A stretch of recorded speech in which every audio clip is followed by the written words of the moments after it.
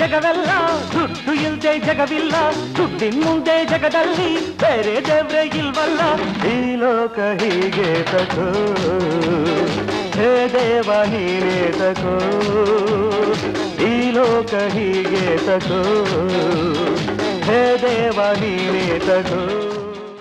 ನಮಸ್ಕಾರ ವೀಕ್ಷಕರೇ, ದರ್ಶನ್ ಪರಪ್ಪನ ಅಗ್ರಹಾರದ ದರ್ಶನ ಎನ್ನುವ ಈ ವಿಶೇಷ ವರದಿಗೆ ಸ್ವಾಗತ. ನಾನು ಕೃಷ್ಣಮೂರ್ತಿ. ವೀಕ್ಷಕರೇ, ದುಡ್ಡು ಇದ್ರೆ ಜಗವೆಲ್ಲ, ದುಡ್ಡು ಇಲ್ಲದೆ ಏನಿಲ್ಲ. ಯಾಕಂದ್ರೆ ದುಡ್ಡಿನ ಮುಂದೆ ಜಗದಲ್ಲಿ ಬೇರೆ ದೇವರೇ ಇಲ್ಲಲ್ಲ ಅಂತ ಹೇಳ್ತಾರೆ. ಅಭಿಮಾನಿಗಳ ದೇವರು ಹೊರಗಡೆ ನಮ್ಮ ದರ್ಶನ್ ಹಂಗಾಗಿದ್ದಾರೆ, ವೀಕ್ ಆಗಿದ್ದಾರೆ, ಹಂಗಾಗಿದ್ದಾರೆ, ಹಿಂಗಾಗಿದ್ದಾರೆ ಅಂತ ಹೇಳಿ ಸೋಷಿಯಲ್ ಮೀಡಿಯಾದಲ್ಲಿ ಹಾಕೊಂತಾರೆ. ಇಲ್ಲಿ ಸಂಜನಾ ಗಲ್ರಾಣಿ, ಆ ರಾಣಿ, ಈ ರಾಣಿ, ಹಾವರಾಣಿ ಎಲ್ಲರೂ ಹೋಗಿ ಭೇಟಿ ಮಾಡಿ ಬಂದ್ರು. ಅವ್ರು ಹೇಳ್ತಾರೆ, ಕೆಲವೊಬ್ರು ಅಳ್ತಾರೆ. ಯಾಕಂದ್ರೆ ಹೊರಗೆ ಬಂದ್ಮೇಲೆ ಯಾರ್ಯಾರು ಹತ್ತಾರ ಲಿಸ್ಟ್ ಮಾಡ್ತಾರೆ, ದರ್ಶನ್ ಇವ್ರ ಹತ್ತವ್ರು ನಮ್ಮವರು ಅಂತ ಹೇಳಿ ಟಿಕ್ ಮಾಡ್ತಾರೆ. ಇದೆಲ್ಲ ನಾಟಕ ಬಿಡ್ರಿ ಅಂತ ಹೇಳ್ತಾರೆ. ಸುಧಾರಿಸ್ಲಿಕ್ಕೆ ಅವಕಾಶ ಕೊಡಿ. ಹೀರೋ ಆಗಿರ್ಬೇಕು. ನಿಮ್ಮಿಂದಲೇ ಈ ರೀತಿ ಆಗ್ತಾ ಇದೆ ಅಂತ ಹೇಳ್ಬೋದು. ಈಗ ಸುಧಾರಿಸುವ ಲಕ್ಷಣ ಯಾವುದು ಕಾಣ್ತಾ ಇಲ್ಲ. ಅದರ ವಿಡಿಯೋಗಳು ಹಾಗೆ ಈಗ ವೈರಲ್ ಆಗಿರುವ ಫೋಟೋಗಳು ನೋಡ್ಬೋದು. ಇಲ್ಲಿ ವಿನ್ಸನ್ ಗಾರ್ಡನ್ ನಾಗನ ಜೊತೆಗೆ ಹಲ್ಲು ಕಿಸಿತಾ ಇಲ್ಲೊಂದು ಫೋಟೋ ಇದೆ. ಕಾಫಿ ಕುಡಿತಾ ಇದ್ದಾರೆ, ಸಿಗರೇಟ್ ಸೇರ್ತಾ ಇದ್ದಾರೆ, ಜೊತೆಗೆ ಕುಳ್ಳ ಸೀನಾ, ಹಾಗೆ ಆತನ ಮ್ಯಾನೇಜರ್ ನಾಗರಾಜ್.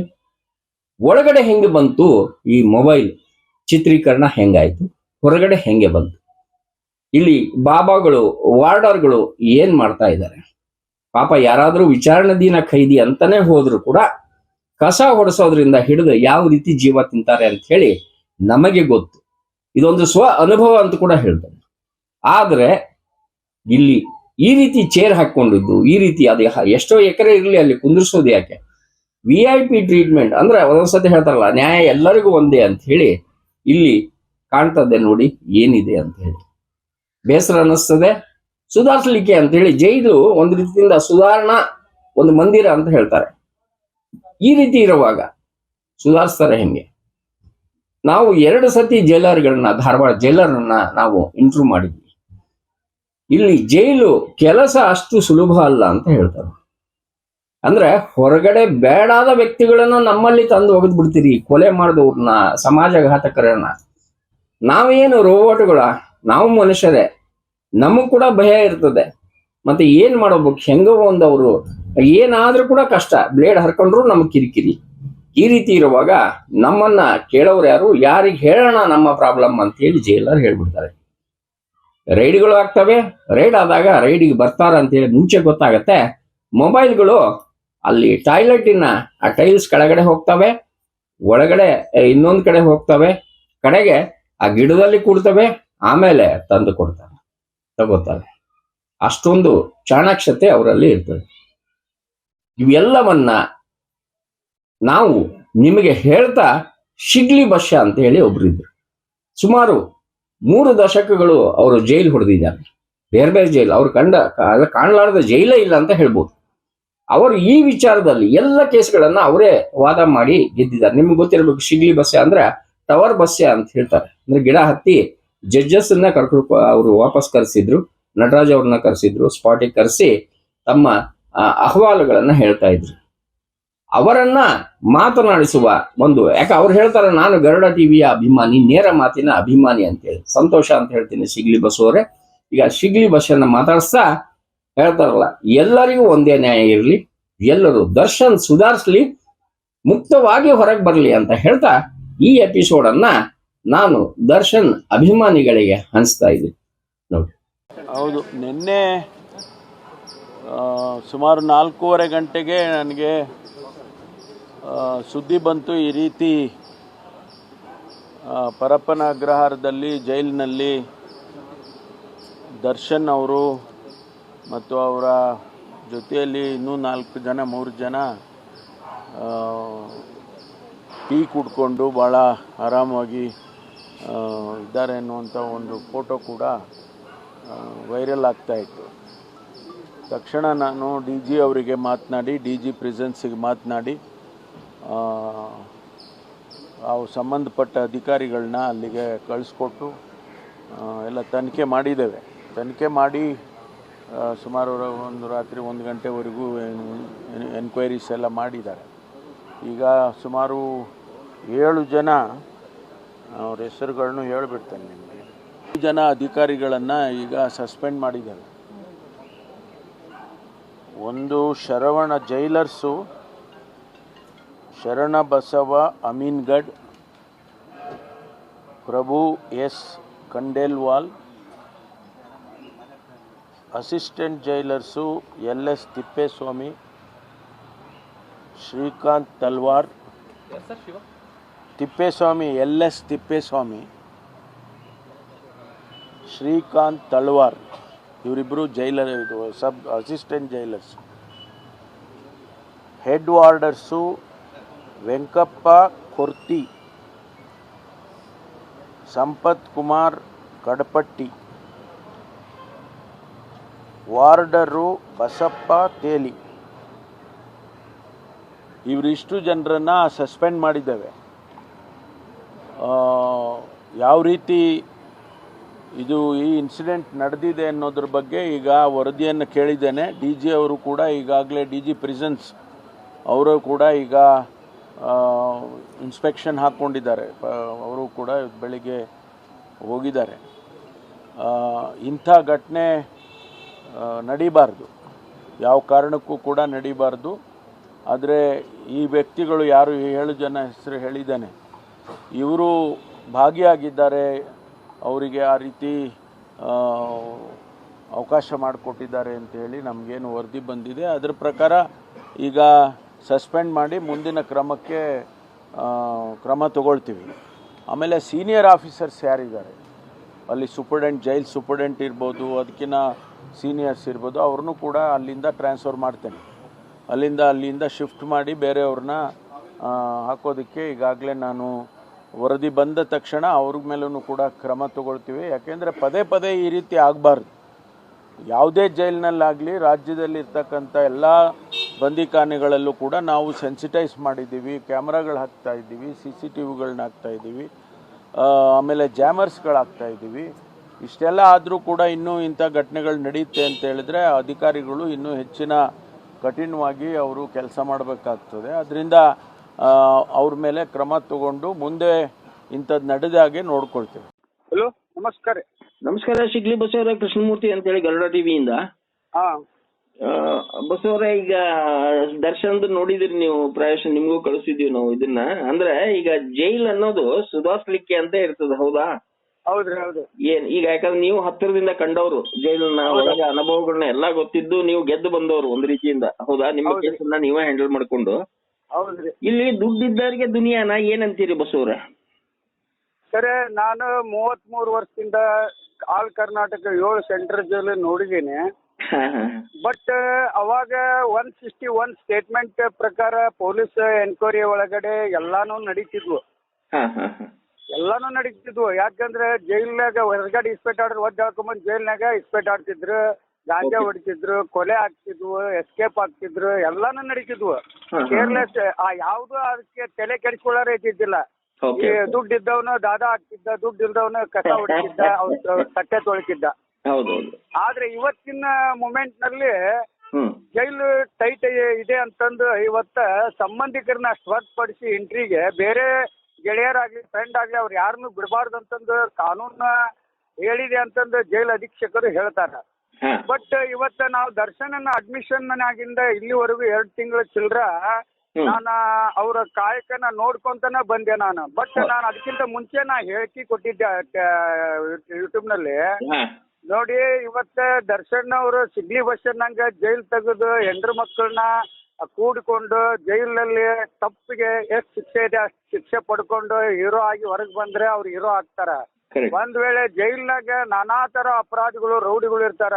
ಇವತ್ತ ದುಡ್ಡಿದೆ, ದಿಮಾಕ್ ಇದೆ, ದೌಲತ್ ಇದೆ. ಮತ್ತು ಅವರು ಮುಂಚೆನೆ ಹೇಳಿದ್ರು ಅಡ್ಮಿಷನ್ ದಿವಸ ನಾನು ವಿಲ್ಸನ್ ಗಾರ್ಡನ್ ಆಗನ್ ನೋಡ್ಬೇಕು ಅಂತಂದು.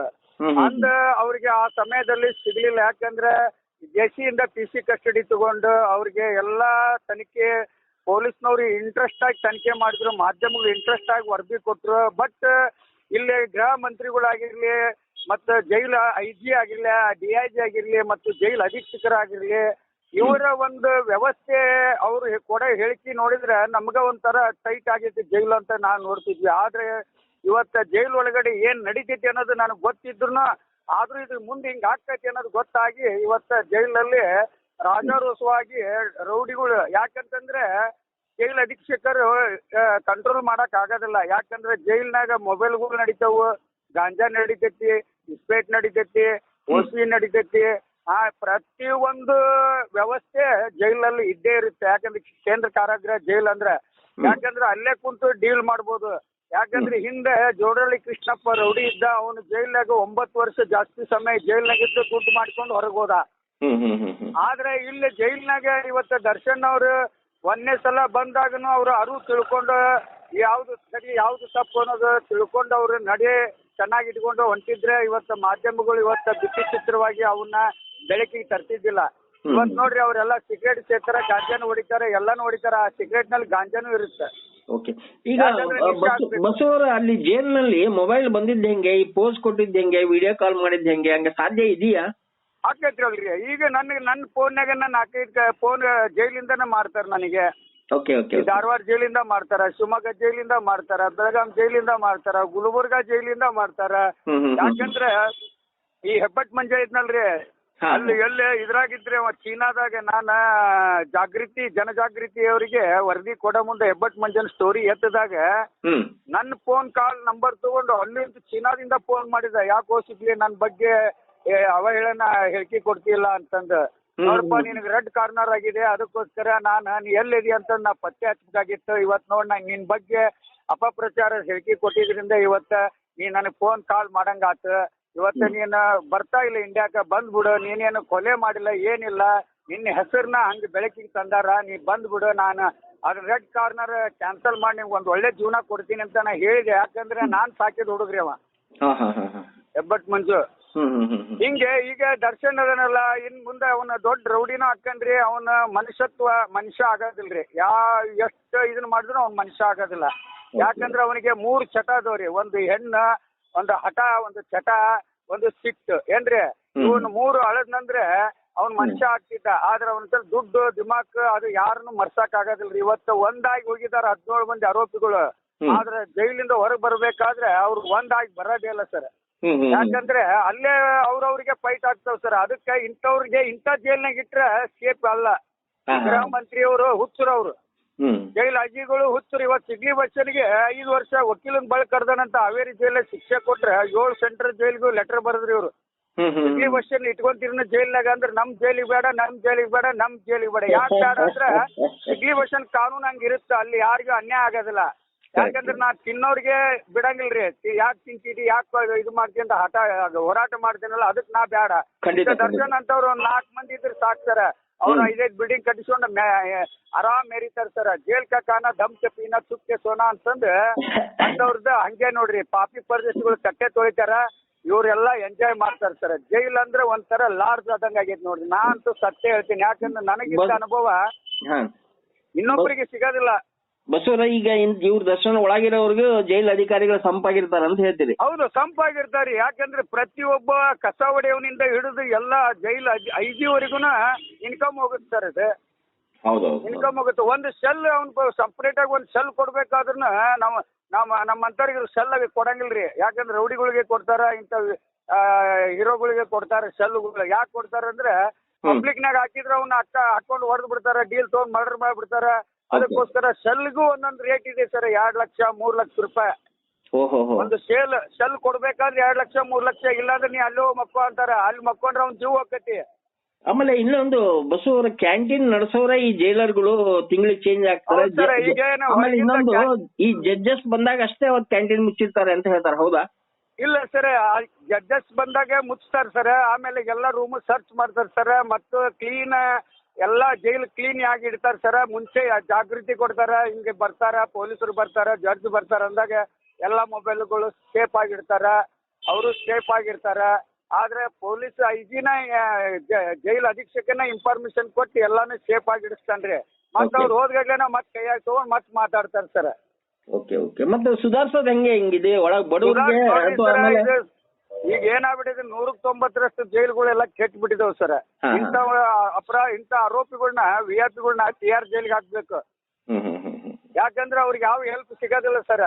ಇಲ್ಲಾದ್ರೆ ಇಡೀ ಒಂದು ಹಣ್ಣು ಕೆಟ್ಟ ಹಣ್ಣು ಆ ಜೈಲ್ ಒಳಗಡೆ ಮನ ಪರಿವರ್ತನೆ ಆಗ್ಬೇಕಾದ್ರೆ ಕೆಟ್ಟ ಹಣ್ಣು ಇದ್ರೆ ಎಲ್ಲಾ ಹಣ್ಣು ಕೆಡಿಸ್ಬಿಡ್ತೈತಿ. ಈಗ ನೋಡ್ರಿ, ಈಗೂ ಹೇಳ್ತೀನಿ, ಮುಂದೆ ಆಗೋದು ಹೇಳ್ತೀನಿ, ದರ್ಶನ್ ಅವ್ರು ಇರೋವರೆಗೂ ಆ ಜೈಲ್ ಸೇಫ್ ಅನ್ನೋದೇ ಇಲ್ಲ.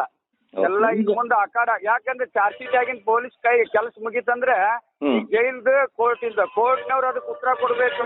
ಒಬ್ಬವನು ಜೈಲ್ನ ಸತ್ರೆ ಅಮಾಯಕ ಸತ್ತ, ಮಾನಸಿಕವಾಗಿ ಸತ್ತ ಅಂತ ಹೇಳ್ತಾರ. ಎಷ್ಟೋ ಹೆಣಗಳು ನಾ ಮುಚ್ಚಿದ್ದೇನೆ. ಅಂತಿಂತ ಗಲ್ ಶಿಕ್ಷೆ ಆದವ್ರು ಗೋಡಿ ಹಾರುವುದಂತ ದಾಖಲೆಗಳು ಅದಾವು. ಆ ಬೆತ್ತನಗೇರಿ ಶ್ರೀನನಿಗೆ ರೈಫಲ್ ತಗೊಂಡು ಒಳಗಿಟ್ಟ ಗುಂಡು ಇಟ್ಟು ಹೊಡೆದಂತ ಇತಿಹಾಸ ಐತ್ರಿ. ಪ್ರತಿ ಒಂದು ಜಿಲ್ಲಾ ಕಾರಾಗೃಹದಲ್ಲಿ ಗೇಟ್ ಬಾಕ್ಲನ್ನ ಹೊಡೆದು ಓಡೋದಂತ ಎಷ್ಟೋ ಜೈಲ್ಗಳಲ್ಲಿ ನನ್ನಂತ ಹಿಸ್ಟ್ರಿ ಅದಾವ ಸರ್. ಅದಕ್ಕೆ ನಾನು ಒಂದು ದಿವಸ ನಿಮ್ಮ ಹತ್ರ ಬಂದು ಸತ್ಯ ಹೇಳ್ಬೇಕು. ಯಾಕಂದ್ರೆ ಗರುಡ ಅನ್ನಂತ ಇತಿಹಾಸ ಐತಲ್ಲ, ಅದು ನಮ್ ಉತ್ತರ ಕರ್ನಾಟಕದವರಲ್ಲ. ನನ್ನ ಅರ್ಥ ಮಾಡಿಕೊಂಡು ನನ್ನ ಇತಿಹಾಸನ ನೀವು ತಗೊಂಡ್ ಬಿಟ್ರಿ ಅಂದ್ರೆ ನಿಜವಾಗಿ ಸರ್ ನನಗೆ ಸಮಾಧಾನ ಆಗತ್ತೆ. ಅಲ್ಲಿವರೆಗೂ ನನ್ನ ಮೈಯಾಗ ಎದ್ದು ಹೇಳ್ತೈತಿರ್ತೈತ್ರಿ ಆಕ್ರೋಶ. ಇಲ್ಲ, ನಾವು ಶಿಗ್ಲಿ ಬಸವನ್ ವಿಶೇಷ ಅತಿಥಿ ಕರೆಸ್ತೀನಿ. ಖಂಡಿತ ಸರ್, ನೀವು ಬಹಳ ಒಳ್ಳೆಯ ವಿಚಾರಗಳನ್ನ ಹಂಚ್ಕೊಂಡ್ರಿ. ನಮ್ ಜೊತೆ ಮಾತಾಡೋದಕ್ಕೆ ಧನ್ಯವಾದಗಳು ಸರ್. ನಮಸ್ಕಾರ ಸರ್, ಥ್ಯಾಂಕ್ಸ್. ಈ ಕಾರ್ಯಕ್ರಮದ ಪ್ರಾಯೋಜಕರು ಪ್ರಿಂಟ್ ಪಾಯಿಂಟ್, ಕಿಟಲ್ ಕಾಲೇಜ್ ಹತ್ತಿರ, ಟಿಬಿ ರೋಡ್, ಧಾರವಾಡ. ನಮ್ಮಲ್ಲಿ ಎಲ್ಲ ತರಹದ banner print, colour print, offset print ಸೇವೆ ಇದೆ. ಬ್ಯಾನರ್ ಆಗಲಿ, ಕಲರ್ ಪ್ರಿಂಟ್ ಆಗಲಿ, ಸ್ಪಷ್ಟತೆಗೆ ಕನ್ನಡಿ. Print point, the print solution under one roof.